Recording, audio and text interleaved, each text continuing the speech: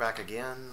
This is part 4 of 8, and we are still in the section on why new ideas are needed, and we will probably finish it in this video. As we were going through all those reasons, we came upon this kind of lengthy one, which is basically the whole discussion of why and how global rule of law, rule of law in Western neoliberal democracies is essentially a public myth, and is not really what it's purported to be. So we've gone through several examples that would illustrate that and show how and why that is the case, and hopefully help to make that a little more clearer. So we finished with appellate courts, talking about appellate courts. Now, the next one, the next point to make under that reason, we're still under that same reason, reason why we need new ideas, which is the public myth thing. And the next illustration of that, the next way of demonstrating that, is or has to do with the idea of punishment and the idea of speaking of consequences for violating rule of law. This deals with punishment. So I'll just go ahead and start. So general federalism holds that the ultimate expression of rule of law is to acknowledge, indeed, that its powers are derived of a population of people who, at the end of the day and as an individual, had no choice but to consent to the social contract put before them. And therefore it is a perversion of rule of law to then assert any right to punish, for punishment's sake, an individual who, for whatever reason, declines to abide that social contract. This concept is a bit abstract, but when you think about it, the logic is inescapable. If you believe in rule of law, you cannot simultaneously believe that a provision of the social contract as a rule of laws authorizing punishment can constitute a valid rule for someone who declined to accept it in the first place. It is internally inconsistent and only serves to suborn all rule of law. Punishment is a strongly positive action authorized by a social contract. Rule of law suggests that the minimal act against the dissenter necessary to maintain the social contract amongst the remaining ones that abide is the correct approach. Therefore, under general federalism, punishment by the state is forbidden, and the only act one can take for someone who violates the rule of law is to physically separate them from your own society. As they had no choice but to accept your social contract, this should be done as humanely, as they are in your care and your responsibility, and are your responsibility. So jails in which people are locked out of their cells all day, every day, in a commons room with steel chairs and tables, concrete floors, and no other place to sit, and no activity in which they can engage, are deliberate forms of punishment. And most prison systems, that's one of their purposes is retribution. So under general federalism, one who violates rule of law hazards their right to freedom of movement and association, and can be separated from the general population for any length of time. They cannot be punished for the sake of punishment. It is broadly true that condoning punishment, which is violence, is an act of commission and creating moral hazards. So the next way to illustrate the public myth of rule of law. The sheer volume of legislation that inevitably brews in a system in which the general public's direct participation in the creation of public policy itself, which we've shown is in fact a ruse and a kind of baiting to gain the public's acquiescence to rule by faction, also tends to result in a massive and colossal corpus of statute, which, by being internally inconsistent and redundant, also tends to breed moral hazards. So we talked a little bit about that already, and now we're going to talk a little bit about those moral hazards and how that comes about. So, in a way, this whole idea of telling people they can participate directly, and this whole proposition of democracy is almost itself a fraud perpetrated on people to make them believe that it is what it's being made out to be when it's not. So So moving on. And if I'm there. For example, though it varies amongst the states of the United States, for example, some of those states have produced not only a massive tome of state code, they have created code that is obviously designed to please faction by offering extreme, outlandishly excessive punishments for the most minor offenses, while simultaneously also providing an out-of-proportion punishment orders of magnitude less severe. This is necessary to placate the factions that got members of their legislature elected by enacting laws with the ridiculous punishments the factions sought, but providing an ejection seat for judges to avoid creating mass public anger and revolt over draconian and abusive laws. This gives judges hearing cases involving these statutes far too much discretion, a moral hazard, and serves to intimidate the public by misleading them as to what de facto rule of law will be applied if they commit such an offense. This by itself undermines rule of law, but it speaks to a much more serious and deeper problem. So we kind of talked about this, but here's the deeper side of this. A body of statute with extreme variation in the allowed consequences for conviction results inherently in a system that is highly unpredictable to the public. So now we're talking about that other side of the whole rule of law thing, definition of rule of law. Unpredictable courts, in yet another way, will then generate and promote moral hazards up to and including moral hazards within the general population. Consider what happens in a case in which a person is being treated highly unfairly or has a powerful political opponent that wants to bring him or her harm. Then simply appearing for a court appearance over a simple misdemeanor offense might compel them to violate rule of law and deliberately refuse to appear in court. This happens to go on in the United States on a routine basis, especially in states where these vast differences in allowed punishments exist. In many states, the law may allow for punishment ranging from 24 hours in jail to 2 years in jail for the same simple misdemeanor offense. This is a huge moral hazard and makes the court's behavior highly unpredictable to anyone outside the system not familiar with its workings.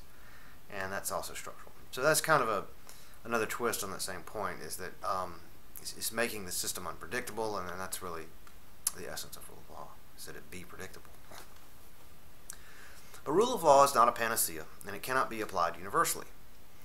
There are two distinct points at which one and possibly two options must be substituted for rule of law, at least to some degree.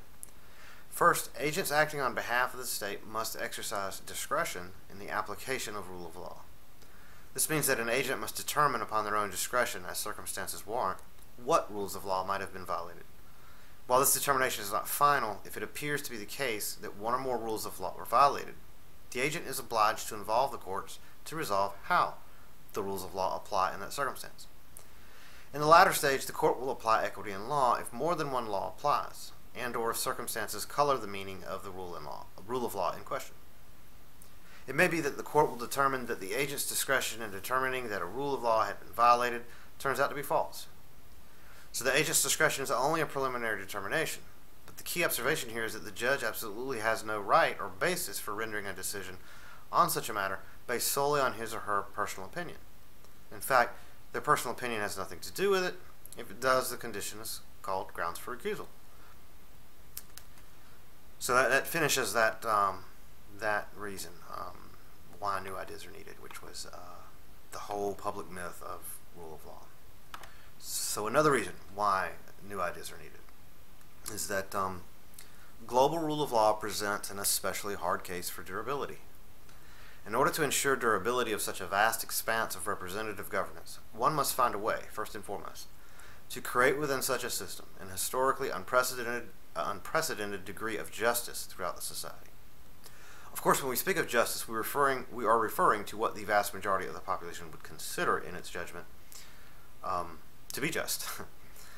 It's the public's judgment, essentially. It should reflect that. We discussed this topic in other sections here. Justice throughout a society would require not only a just legal framework, but a just economy. So it is fair to ask, why are new ideas about economics needed? Most of what we discussed is of a strictly legal nature, so the discussion does beg the question. When this problem was first addressed, three things were acknowledged as essential for any scheme of global rule of law, as well as for any maximum approximation of the so-called ideal republic Plato had in mind. The economy of such a system must be just, in the sense already given. This part was the easiest to address since it involved merely applying general equity to matters of economics, since general equity relies on what a vast majority would themselves define to be an equitable compromise for achieving common worthy goals. In the section on economics as an object of the social contract, we will employ this approach in more detail. The economy of such a system must be durable in the sense that it is likely to escape corruption, and the scheme devised and implemented must in practice be sustainable. For global rule of law, the preservation and perpetuity of a just economy is essential, since any failure in that calling will likely destabilize such a union. This is much more of a critical concern with global rule of law, since general federalists acknowledge that maintaining social stability in a global social contract is inherently more challenging than maintaining social stability at a national level. And we talked about that. The antiquated but still relevant phenomena of nationalism, ethnicity, religion, language, and culture, things arguably deliberately created and infused in societies over hundreds of years as public myth, make establishing social order and stability much easier when the mythos applied is uniform and consistent. As with the legal framework, an economic framework would have to be original and sophisticated in order to deal with this additional challenge. So that's one reason why new ideas are needed. We're getting into that, and it's just focusing on why new economic ideas are needed. This part is. The economy of such a system must perform. A society won't likely consider an economic system just if it doesn't perform. Performance, while not the end goal by itself, must be an equal factor for consideration, since it directly impacts both the just status of an economy and its durability. New ways are needed to accomplish this because, as already stated, global rule of law presents much bigger challenges to the management of social contract of the social contract at the national level than at the national level. So what we had here were three things about economics, new ideas in economics.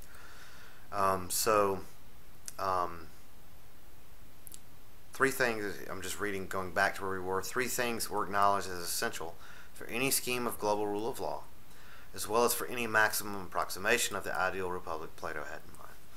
So these are three things that are essential for any global rule of law scheme in terms of economics.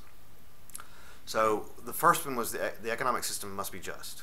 That was the first one. The second one was that economy needs to be durable, which also means sustainable in particular. And then third, that economic system has to perform. If it doesn't perform and provide for people's needs, that's going to undermine the first two aspects of it. So that's what that is. And continuing on, given these three primary objectives, it is fair to ask, what is wrong with the status quo? Why doesn't capitalism or Marxism or some other ism suffice for the task?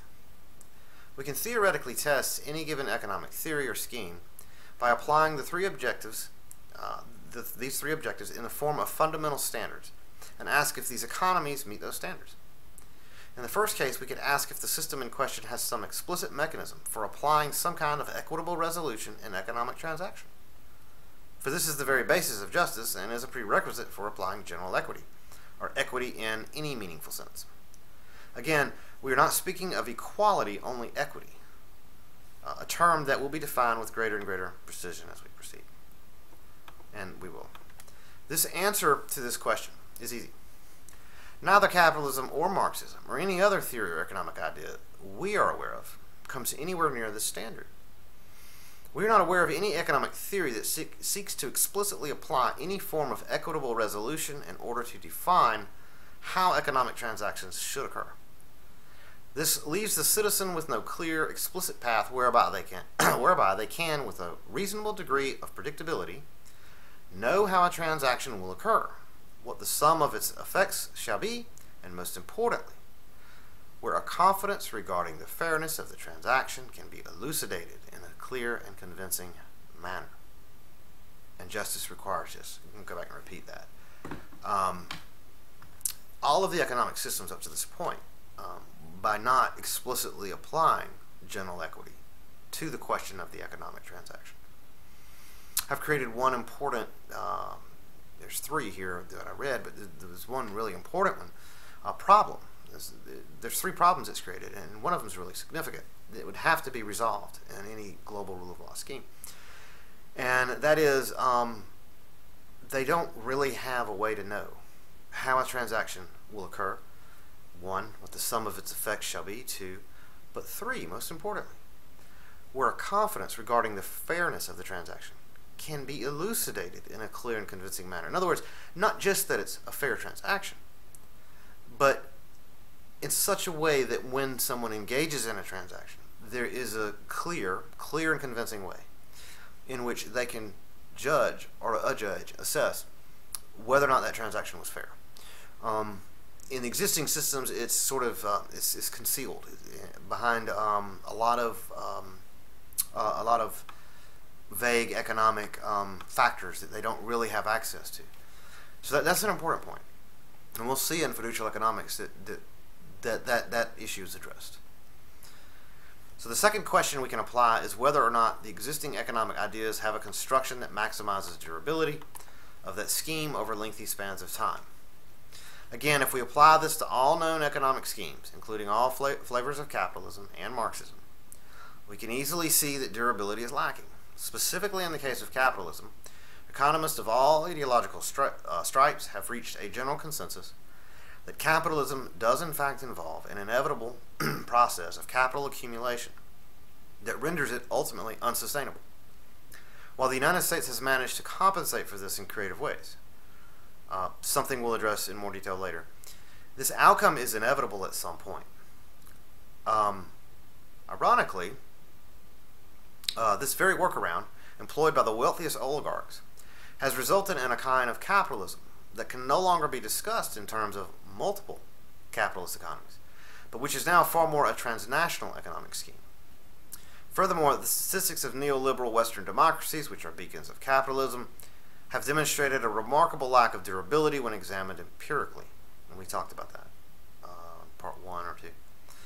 In the beginning of this section, we discussed that data and we discussed that data, and it is really a matter of the historical record alone to prove and demonstrate. Of course, the same dismal record exists for all the various flavors of Marxism that have been attempted. Their half-lives are even shorter. Clearly, this won't suffice for the much more challenging case of global rule of law. Specifically, data from the former Soviet Union gives us some solid reasons why such schemes might not generally be durable. While the data prior to 1950 has been acknowledged by most academics as too unreliable for study, the data since then clearly and unambiguously shows that, alack, Marxist-based economies have the same durability problem that capitalist economies do. This is interesting. The unjust and unequitable management of capital, or wealth generally. So in both economic systems, what we see in these in these short half-lives as a major problem, as a major factor in their demise, or just in their short life, is a mismanagement of capital, either unjust or unequitable, or both. And that's very interesting that both of those systems would suffer from the same problem. So anyway, we'll talk more about that later, and it'll get a bit more detailed. But and there's a little bit more here too. So in the case of capitalism, we noted the unsustainable phenomenon of capital accretion. Okay, that's the problem there with capitalism, the way capital is handled there. In the Soviet Union, something more like the opposite occurred. Capital was being produced in massive quantities, exceeding even that of the United States. But was not being applied to productive use. In other words, lots of capital was being produced that had no useful purpose, or stated more accurately, was not put to its best use, either because it was the wrong product and not needed, or was simply misallocated. And this phenomenon appears to be by far the predominant factor spelling the demise of the Soviet economic system. Thus, all economic systems we know of have inherited these same basic problems, which shows clearly and convincingly that these are not tools that maximize durability. So this is a very interesting point. So in the Soviet Union, what the data showed when economists went and studied that, at least from the data that they could reconstruct and have some confidence in, was that a lot of these theories and ideas about why it didn't work out there turned out to not be correct. That there were a lot of ideological assumptions that were thrown out, and looks like almost none of it was right. The financial productivity appears to have played a role, but that's also intertwined with this capital issue. So in the Soviet Union, they produced enormous amounts of capital. But if all the capital you produce is for the military, if it's for, if it's you're manufacturing, a billion shoes, all of the same size, that kind of capital is not usable. But not only that, but this is talking about capital that is used for consumption too. I doubt that was the problem there. We don't really know, but it could have been that some of that was being used for consumption. So a lot of that waste was going into consumption, but I doubt that in the case of the Soviet Union. It probably had more to do with simply misallocation and mismanagement of the capital because of all the heavy bureaucracy around it, and also because of these strange quotas where they would make 1 million pairs of one size of shoe or something crazy like that. Also, the enormous amount of their GDP that was going into the military. I think at some point towards the end, it was something like 70% of the GDP was going into the military. Well, and that's obviously an economic problem because the capital is just being dumped completely into the military, and that has no productive use because it's not being used to manufacture something else, and that's what we mean by productive. Productive use means it's something that can be used to manufacture something else or just create wealth in some other new way. So they didn't turn enough of that capital around into productive capital. And any number of theories as to why that was, but I just gave you some ideas and illustrations. Finally, the third question we can pose is the question of, do these systems perform? The answers in the two more common economic systems diverge considerably. But in both cases, there is something schizophrenic about them. In capitalist economies, there exist wildly varying extremes of wealth, which, because no explicit mechanism for applying general equity exists, is hard to explain or justify as a just distribution, and therefore, by extension, one in which performance can be characterized in a meaningful way. Certainly for the oligarchy and the lucky, capitalism is a powerful economic juggernaut, and this is likewise the case when viewed in the aggregate sense. However, recalling that our question about performance is posed precisely because we are concerned with justice and durability, we must consider what kind of performance is seen for any sizable minority of the population in such a system. And indeed, we see that the percentages of persons living in clearly low-performing economic conditions is not negligible but significant.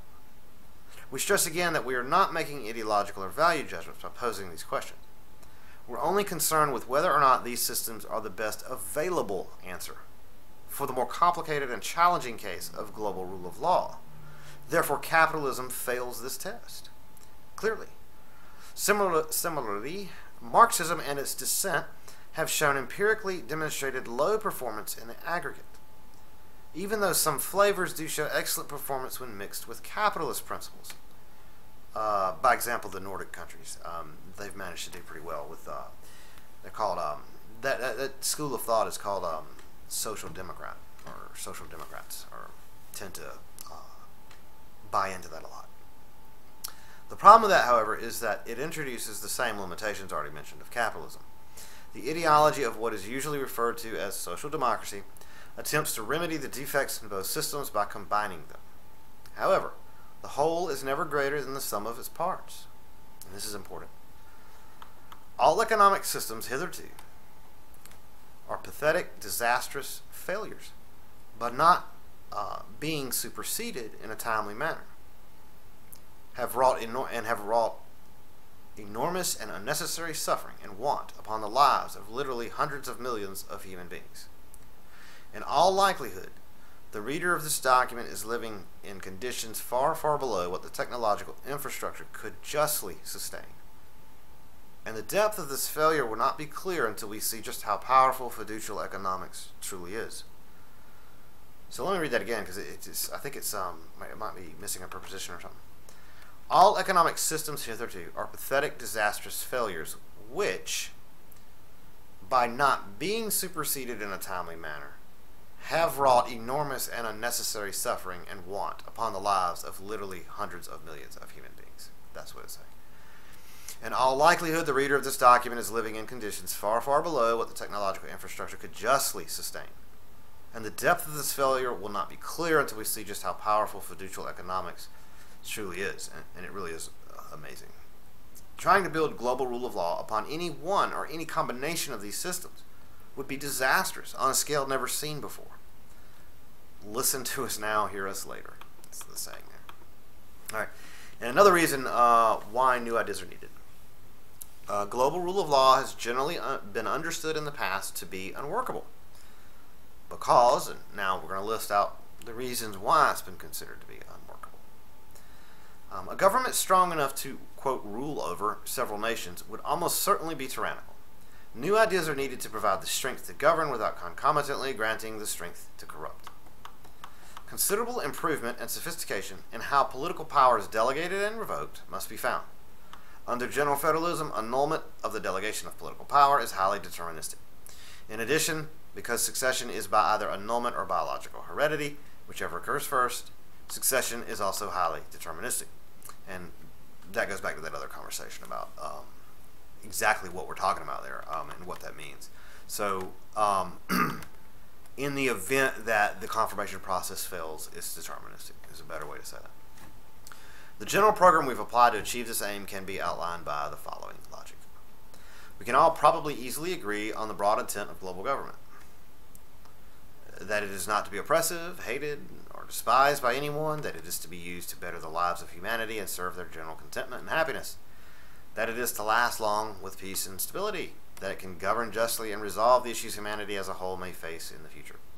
Obviously, no government is perfect, but these are at least some of the ideals virtually everyone would agree upon. What history has shown is that constitutions written on paper only have long-term effect and impact. Only have long-term effect and impact if the institutions they call for are actually created in the first place and are also very cleverly designed, such that we can rely on human nature alone operating within such institutions to serve the goals aforementioned faithfully.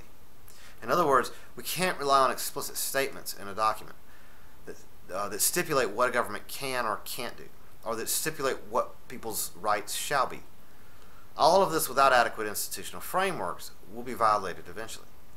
This is why multilateralism and disaggregated states are so dangerous. Without some kind of very, very clear set of institutional design wrapped around it to constrain and channel human nature productively, history shows that human nature will become destructive of the desired end. So I also did a video on that disaggregated state theory, multilateralism theory, by reviewing the canon of that work, a book called A New World Order by Anne-Marie Slaughter.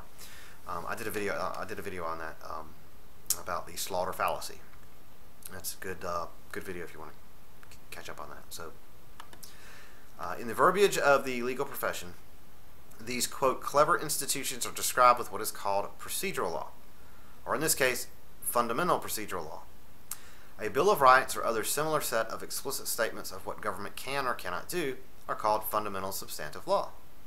Though substantive law cannot be relied upon for a durable continuance of intent, it does have a crucial role.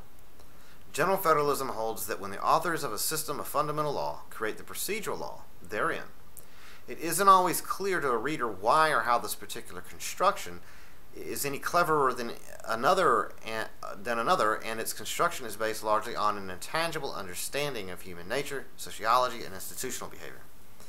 This means that should any question arise about how to conduct a particular procedural act, especially in times of crisis, the authors should, in an ideal document, spell out in plain English and simple statements what their intent was with respect to the procedural construction. In this way, when questions arise, the courts can refer to the plain statements to inform their understanding of what was intended procedurally. For the procedures should in most cases result in what the plain statements dictate. These plain statements are called substantive law. Normally, substantive law is thought of in simpler terms, as just a laundry list of rights of the people and do's and don'ts of the government. But general federalism sees a special meaning in it and therefore values it more than most constitutionalists would. And it says here, most academics on this subject tend to hold substantive law in lower stature than procedural law. In general federalism, substantive law is seen as the ultimate end of constitutionalism, and procedural law is seen as the mechanism for chasing it. Through many levels of indirection, procedural law should wind its way to substantive law. In other words, when the procedural law is put into place and practiced, it should result in the outcome framed and defined by the substantive law. Thus, to leave out substantive law or make it incomplete is to create an asymmetric, incomplete constitution. One that spells out the full intent of the procedural law is thus considered symmetric. General federalism posits that a good constitution is one that, to the extent possible, fully explicates and states in plain English what the intent in all the procedural law is. And we call this procedural substantive symmetry.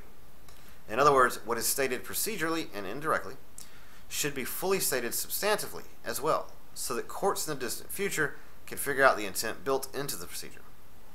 This is why the General Federalist Constitution has such a long and full Article 7, which is the substantive portion of the Constitution. On the other hand, Article 7 would be more likely viewed by the general public as an explicit assurance of rights. But this is in no way inconsistent with how the authors view it, because the end is the same. Just a heads up, in general federalism, I don't know why, but symmetry is an overloaded word. So it's used actually 3 different ways. So that's just one way in which it's used. It's used in the traditional federalist sense, the sense of federalism having to do with symmetry between the states. It's also used in another way that I won't get into here, but just so you know, there's 3 different ways it's used. We will discuss these clever institutions as we go, but note throughout that there is a pattern of explicit do's and don'ts placed in the Constitution alongside some institutional or procedural rule that ensures the same end. This pattern is deliberate. Returning to the issue of voting, we can clearly see a problem by just applying some simple math. And so this gets to the meat of the discussion about the whole election systems, voting, and heredity, and just the certainty of succession. If the total voting turnout in a U.S. presidential election were, say, 50 million, and we were to see similar turnouts at a global level, which are modest numbers, then the turnout would be around 1 billion. Of course, we can argue that we don't really have to consider the entire world, since general federalism is an incremental scheme, and it might be some time before the entire world were united. But since we seek a general solution to this problem, we must assume the largest number of voters. In other words, we must constitutionally accommodate the maximum number of voters we might encounter in this scheme to ensure durability and functionality into the future. So taking the conservative approach and assuming that the world's population never exceeds its current level at 7 billion, and assuming the conservative estimate of a 1% margin of error in elections, this means that in the United States, the hypothetical election suggested would result in a total vote variance due to the margin of error of 1 million votes, which is pretty huge. So what that means is that if the margin of error is 1 million votes, or if the full variance is 1 million votes, plus or minus 500,000, then that means that if the difference in the votes is less than 1 million, you have a problem, because it's essentially indeterminate. There's no way to determine who won the election if the difference in the actual votes cast was less than the margin of error. It's an ambiguous situation, and the system, the procedure has failed. There is a point where it breaks down, and that's where it breaks down at the margin of error. For obvious reasons, officials don't like to talk about this. They don't like to discuss it publicly, and it's not often discussed publicly because there's the fear that if people start talking about this and really realizing that these margins of error are actually pretty big, that it would undermine confidence in neoliberal Western democracy, and it should, because the level of, this is apart from fraud and corruption. Assuming there's no fraud and corruption, these margins of error are simply errors. They're simply miscounting. And this is with electronic voting machines and the latest technologies for that. But let me just read on, and we'll say some more about this. And this is due solely to a margin of error where we assume there is zero fraud and corruption. The conservative nature of this estimate is indeed robust. Now, when we look at the same election held globally, we see that we have a voter variance of 20 million. But now, our conservative estimates are beginning to stretch credulity. First of all, the margin of error in the United States for votes taken by electronic voting machines is over 3%. That's just for the electronic voting machines, it's over 3%. To assume anything near this number for jurisdictions that might not even have the infrastructure for such equipment is unrealistic. Therefore, continuing with all the other conservative assumptions, at the global level, we'll assume a margin of error of 3%. That, combined with the conservative estimates for population growth, fraud, and corruption, which will almost certainly be higher when we consider nations with limited experience with elections, and low voter turnout, should be reasonable. But this yields a voter variance in the margin of error, with a margin of error. This yields a voter variance due to margin of error of about 60 million voters. That is a huge number. So that's 60 million. So if the actual votes cast differ for two, say you run a presidential election, two different candidates. If the numbers, the actual votes cast for those two individuals, if the difference between them is less than 60 million, you have an indeterminate election. The system has failed. This is clearly not feasible and would almost certainly result in a constitutional crisis every time an election was held. It won't work. Therefore, an attempt was made to figure out how a more deterministic means of choosing successors in governance could be achieved that could be adjudicated as a matter of law alone. The only mechanism, as we've mentioned earlier, is by heredity. A thought experiment might help us see this ineluctable conclusion. Suppose we try to fix this problem by doing what we do with the Senate, which is to divide the population into 12 classes and hold an election every year for each class.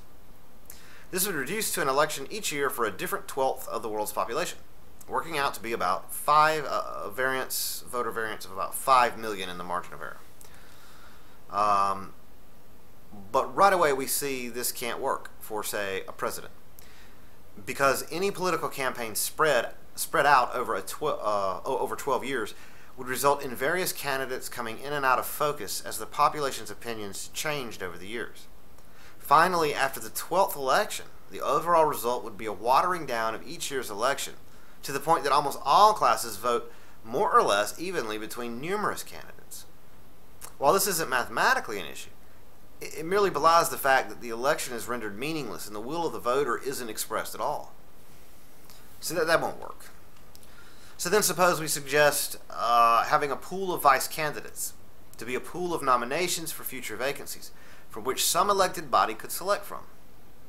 The problem we immediately see here is that this merely compounds the election problem, since numerous elections would be needed to fill these pools, to the point of making so many elections of such a massive scale impractical.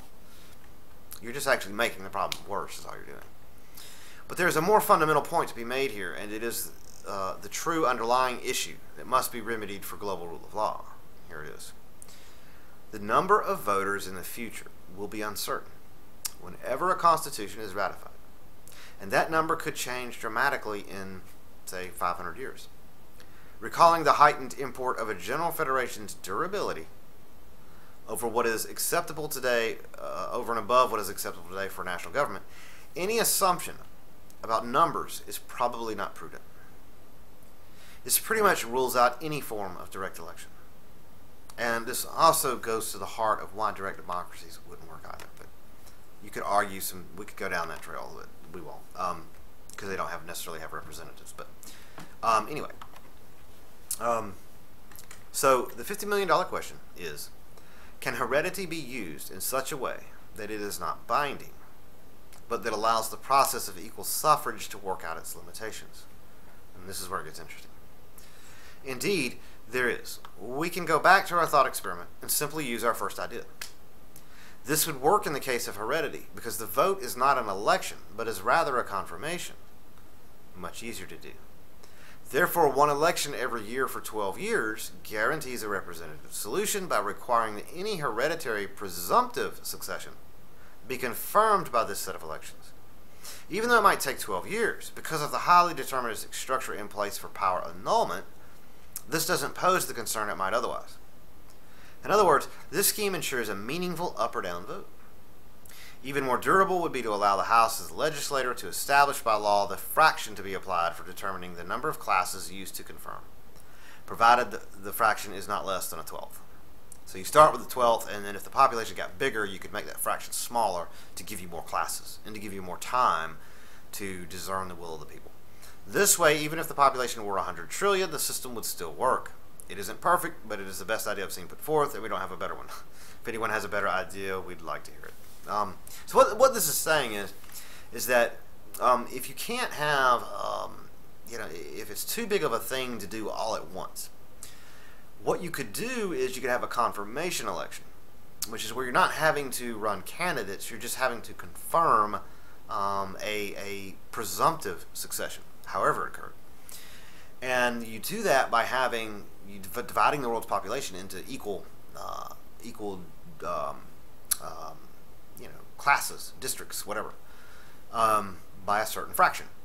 And then having each of those classes vote just once every year. That gives some time for the process to occur in a smooth way, in a way that wouldn't be logistically impossible and invite all kinds of fraud and corruption. Because the bigger and more complicated the election, that's another problem we didn't mention, but that's the more it invites corruption and fraud. So this eases a lot of those pressures, and over a period of 12 years, you could confirm or reject a candidate. That's what this is saying. And the candidate, as a backstop, as a way to ensure that it is deterministic, would be determined by their heredity. So their heredity would say, okay, you're the presumptive candidate, and then we'll have a confirmation to see if they're going to throw you out, or they're going to elect someone else, or they're going to keep you. And the election process is also described, so we'll get to that. With a world government, by definition, and if successful, there is no external third party to hold it to account. So we're sort of illustrating this question that was asked. So the question was, or this reason why new ideas are needed. And that reason given was global rule of law has generally been understood in the past to be unworkable. So here's another illustration of why that might be true, why someone might argue that. And that is, with a world government, by definition, and if successful, there is no external third party to hold it to account, making it unworkable. The durability of any world government would have to meet standards that would far exceed acceptable standards at a national level, and we've said that. Mechanisms for holding parties to account must run deep. Languages, cultures, and religions are too vastly different to bring them all under one roof. Consensus on public policy would be impossible. The very nature of representative government, a la neoliberal Western democracy, must be re-examined very carefully, and a much more sophisticated and clever means of representative governance that simultaneously attains consensus with far greater speed, totality, ease, and certainty is required. Objectivity must be taken to new heights in a global scheme. And then there's the nationalism will prevent it, making it unworkable. The best course of action to address this is simply public awareness. Well, semi-sovereign statehood, a la federalism, should be sufficient here. But like religion, the correct solution is not to stamp it out, but to provide an environment conducive to an impartial education, perhaps. Another reason why it's considered unworkable, and why new ideas would be therefore needed, economic systems around the globe are incompatible, even when we restrict our concerns only to free market economies. The issue of capitalism versus Marxism still remains unresolved to this day. It is clear that one cannot build a world government based on the kind of consumption and laissez-faire mentality in the West, and that likewise it isn't likely that Marxism will be a global success either. While not as clear as the other points, this one will become clear when we discuss economics. That's going to be a couple sections from now. The key issue to tackle is how to introduce a system of justice into economics in a way that is sensible, natural, and of course just. So now that concludes that reason why new ideas might be needed.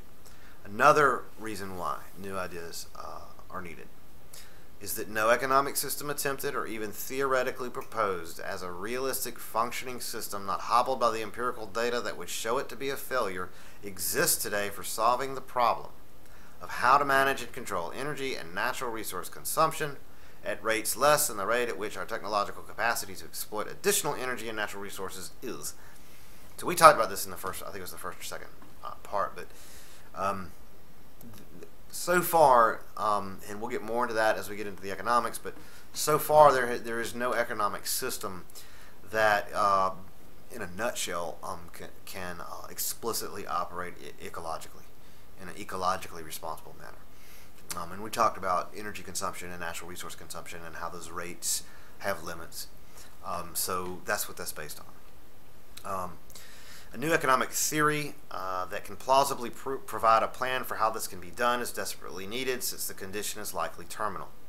Fiducial economics does in fact solve this problem by allowing for a very narrow, targeted form of economic planning that the historical empirical record from USSR and PRC demonstrates does work well. So this is that part of the system that did work when all the rest didn't. In fact, it is the only subset of the types of economic planning known to have been attempted in the past that works well. Essentially, natural resources are legally owned by the public trust, and decisions about what natural resources to use and how to use them at the beginning of the production chain are the constitutionally provided powers of the House of the Fiduciary. This narrow form of central planning allows for what academics call optimum allocation of resources, the key to controlling consumption. So that there'll be a lot more about that in the economics part. Another reason why new ideas are needed. One thing the original founder of general federalism strongly believed, as a belief not unlike his belief about religion, was that ideology itself was a deliberate ruse and distraction used to conquer and divide populations and distract them from engaging more meaningful questions of science, law, and economics. In lengthy discussions on the matter, he used several well-studied psychological phenomena to prove his point. He introduced us to things such as the conjunction fallacy, the genetic fallacy, confirmation bias, misinformation effect, agenticity, insufficient justification, informational influence, and the primacy effect. Each of these, he believed, have been used for hundreds of years by rulers to control large populations, and it is an inherited legacy that the power elite today simply apply automatically and with little or no thought about it. Carl Comrick, a relative of the founder, wrote a book you can find on his website entitled On the Means and Methods of Mass Deconversion, in which he describes these tools, these weapons, if you will, in great detail. And that's at that site, KIRKOMRIK.wordpress.com. And it's called On the Means and Methods of Mass Deconversion. So the first one, in summary, it has been overwhelmingly empirically demonstrated in the last 50 years that human beings are especially and remarkably vulnerable to, and now we'll go over each one of those things I mentioned, those phenomena. The conjunction fallacy. A fallacy proven true and valid by the conjunction theory of probability theory. It is the tendency to reach incorrect conclusions when presented with evidence by adding more detail to the narrative or situation than is necessary to adequately explain it, provided the information added is no more certain than the more obvious conclusion about the narrative or event itself. This last condition or qualifier is related in turn to the genetic fallacy, which speaks to the other extreme. In plain English, it is summed up with the phrase, the simplest explanation is usually the correct one. And we'll get more into that about what we mean by adding information. But I'll read on with the genetic fallacy now, which is kind of the other side of the coin. The genetic fallacy is the tendency to reach incorrect conclusions when presented with evidence by ignoring or being unaware of additional relatively certain details that could be added to the narrative or event to provide a more likely explanation to explain it. So, Karkamrik summed up these two fallacies this way. Let the proposition of the truth of an ideological embellishment be regarded an uncertainty. In other words, let's just assume you have a political opinion and it's not an absolute fact or scientific certainty. Then, in the common vernacular, this is just saying you cannot make an uncertainty more certain by adding an uncertain detail. If you do, you're committing the conjunction fallacy. So it's saying that if you start with something that you're not sure about to begin with, and then you try to add clarity to it by adding something else that you're not certain about either, that hasn't helped your situation. It hasn't made it any more certain. Piling on like that does no good. But on the other hand, here's the other side of that coin. You cannot make an uncertainty less certain by denying a detail that is certain. If you do, you're committing the genetic fallacy. So you cannot take something that you're uncertain about and then deny some certain detail and expect to get a good result, a likely result. You can't leave out good information. So you have to, if you've got something that's certain, that needs to be added. So the conjunction fallacy and the genetic fallacy are very interesting because people do it all the time on both sides. So confirmation bias is a tendency to adopt the pattern that induces one's pre-existing beliefs. Since life is full of cases in which multiple general solutions exist to specific occurrences in life, this is readily exploited as well. The rate at which this occurs in a randomly selected group of people is around 73%. That is, 73% will tend to confirm a general solution that is incorrect or not verifiable by the pattern given. Agenticity is the tendency to reliably believe that some unseen force or cause is responsible for events that one cannot otherwise fully and certainly explain. Persons with brain damage and autism tend to be devoid of this tendency or to have a weakened expression of it. This demonstrates how ubiquitous this trait is in human beings. It is a strong biasing factor. When confronted with mysterious and dramatic events, human beings tend to fill the void of uncertainty with human-like agents. Insufficient justification is the tendency to believe something by simply expressing it as fact, provided it is done in a particular manner. This is why so-called sound bites and other memes and phrases are repeated so often in the political arena. It is a deliberate tool for brainwashing, and that is why it is so common to see public relations experts use catchphrases repeatedly. Controlled studies show that a boring, monotonous, and trying experience can be, quote, sold using an insufficient justification. This concept is tricky and not at first obvious, but numerous studies have shown it to be true. It is essentially a defensive mechanism used to protect one's conscience from discomfort or shock when a person is forced or otherwise compelled to act against their conscience. When a person is compelled to lie but given little or no justification for doing so, we tend more strongly to just believe the lie, conveniently sidestepping the guilt of lying. And we tell what we now believe to be true. It makes no difference how blatant the falsity of the claim is. But when given much greater justification for lying, we correctly tend not to believe the lie when compelled to tell it. This is likely because the conscience is not disturbed or shocked since the individual can justify the lie. It's not as severe, not as bad. This is an utterly fascinating trick used by the creators of religion. He said religion, but religion, politics, anything of this nature. To brainwash. It exploits the very thing that sociopaths and narcissists lack, a conscience. It is a very clever tool. And then there's the primacy effect, which is the tendency of those with a high need for closure to reach a certain conclusion on an issue in order solely to gain emotional closure. And whenever there is a void of fact, people tend to fill it with certainty, regardless of how silly the conclusion may be. Furthermore, the order in which people receive information also affects how they rate the value of the object to which that information pertains. If received in order of increasing negativity, the final rating is more positive. If presented in order of increasing favorability, the final rating is more negative. The greater one's tendency to need closure, the more the person latches on to the first pieces of information and the value that it assigns. This is called the primacy effect. People exhibiting this trait tend to be outwardly observed as people with strong opinions, or who are strongly opinionated. Notice how deftly this can be applied in the Machiavellian circus of politics. It can be exaggerated and exacerbated by the following conditions. Ambiguity, 1. 2. Uncertainty. 3. Time pressure. 4. Audible noise, which is not usually used in politics. And 5. Peer accountability for the value assigned. The next time you see a campaign commercial or listen to a politician, apply this list to what you see and hear, and you'll be astonished. People's perception of events That is, their reliability as a witness can be manipulated by superficial artifacts, appearances. The most common manipulation of appearance is language. By using certain verbs and adjectives, you can influence one's testimony of fact.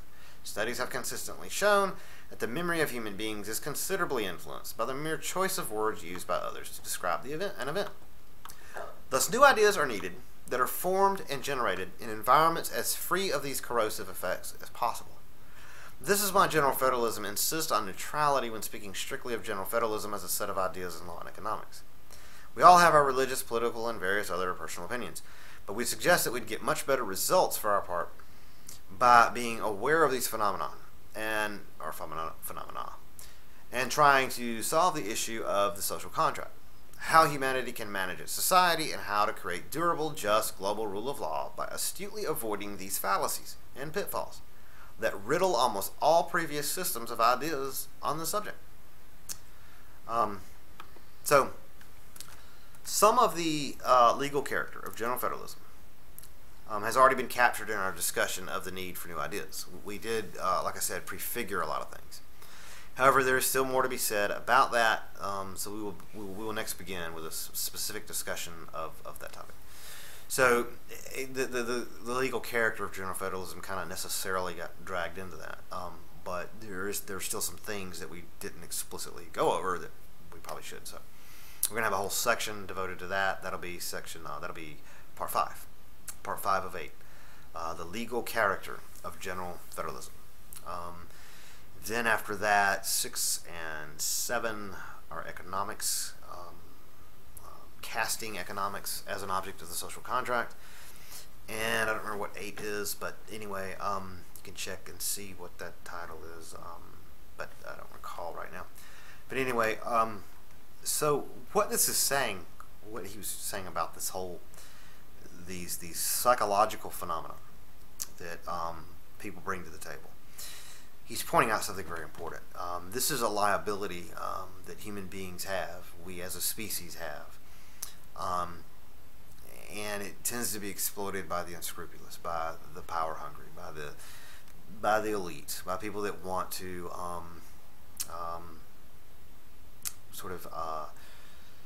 achieve their own gain, who are interested in their own gain. So what he's saying is here, the point he's trying to make is that these are the kinds of things that we are vulnerable to. And if you look in almost all ideological belief systems, and this is true of other things too, but if you look at almost all ideological belief systems, they're full of these fallacies. And it's very educational to walk through it and apply this, because you see that it would be surprising if it wasn't deliberately constructed that way, because it is so well constructed along these lines of psychological research that no one could have explicitly known. This stuff wasn't really learned until the last 40 years empirically, but obviously someone figured it out experientially a long time ago. So anyway, that's the end of section 4, and I'll see you in section 5. And that's all for now.